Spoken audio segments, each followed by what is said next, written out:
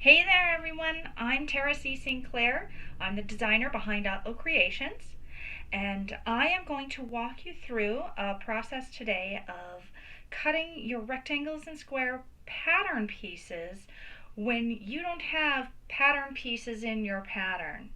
I know that there's a lot of people out there that would prefer cutting with just scissors and don't use a rotary cutter and ruler.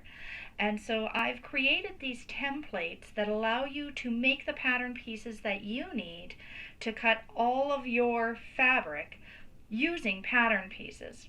So I'm going to walk you through what the templates look like and how we're going to use them to create all those pattern pieces that you need to make your bag or quilt or garment design.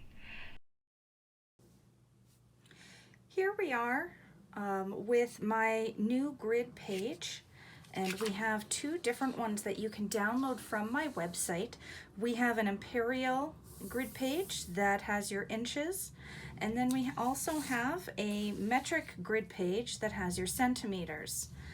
The centimeter grid page is meant to be printed on A4 paper, which is why mine actually has the footer cut off a little bit, just because this is letter size, 8.5 by 11 paper. But it is meant to be printed on A4 page, and either way, you do get that entire grid printed out. When you print out your grid page, I'm going to work with the imperial grid page today, just because my rulers are all inch measurements. I do suggest taking a ruler and just laying it down and double checking that it has printed accurately.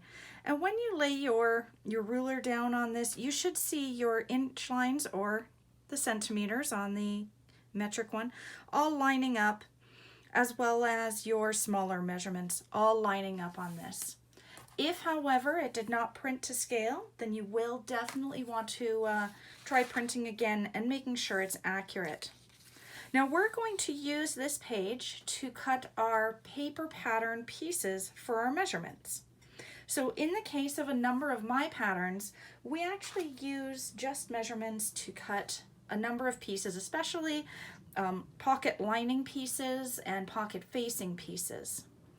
Okay, and what I want to do here is create those paper pattern pieces so that I can reuse those. So in one of my patterns, it calls for a 9 by 9 square.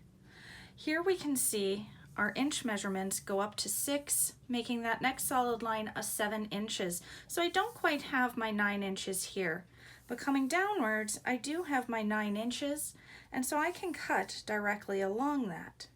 But before I do that, I'm going to make this side bigger so that I could cut my 9 by 9 out of this. So I'm going to print a second grid page, which I have right here, and we're going to cut down one of those long sides. Now the reason I don't generally use scissors is because I'm really not very good at cutting with them.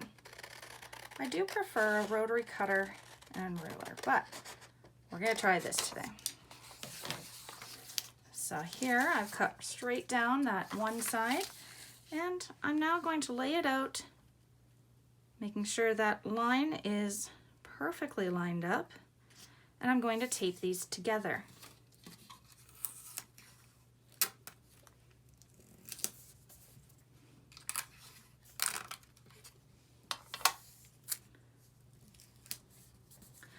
Now I have a big enough sheet that I could cut my 9 by 9 piece out of. And so for me, what I would like to do is just mark where I'm going to do this. So for my first 9 measurement is right here. My second one, we have our 6, then we have a 7, that'll be 8, that'll be 9.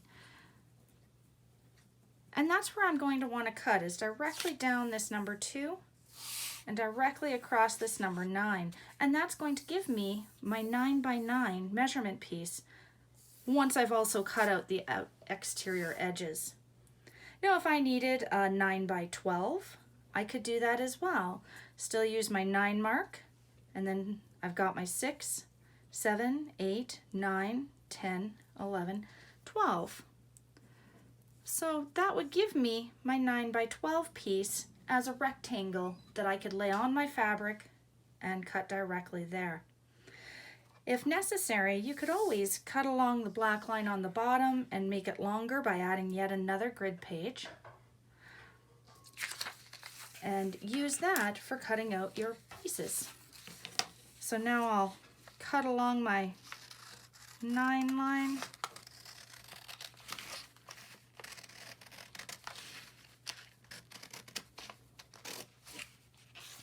And I'll cut along this line over here.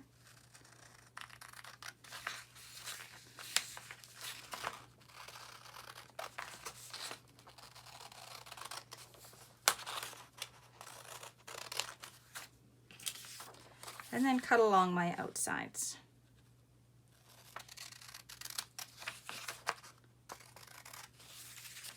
As I said, not very good at this scissor thing.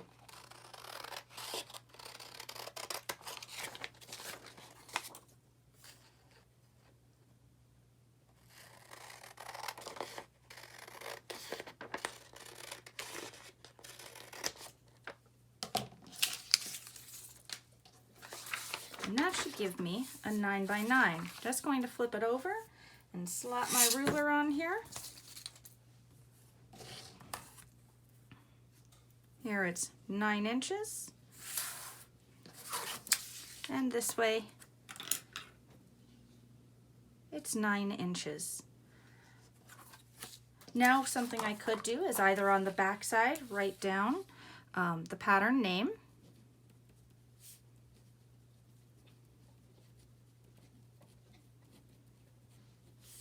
measurements,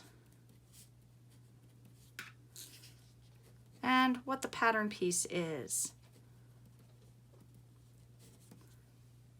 And now I know exactly where this pattern piece is meant to be with my pattern. I'm also going to toss on that the pattern designer name so that I know which stack of patterns this belongs with.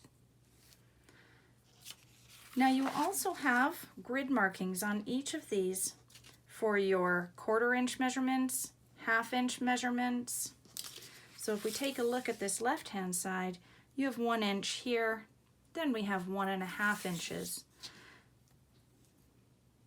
And then you even have 1/4 inch marks, and there are 1/8 marks in there as well. So it allows you to cut specifically to the size you need.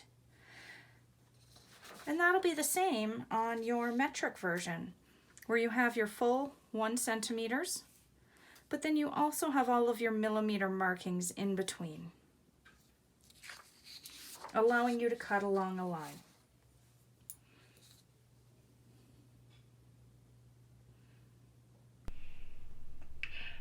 So I do hope you found this useful. This tool can be used on any pattern that uses just measurements in the cutting list, which you will find very common in my patterns.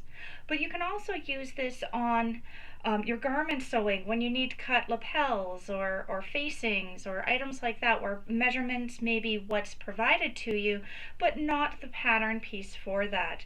You could even use these pattern pieces purely for quilting and making sure that you're cutting your squares or blocks out accurately, or for squaring them up if you print the grid paper on something a little firmer like a light cardstock.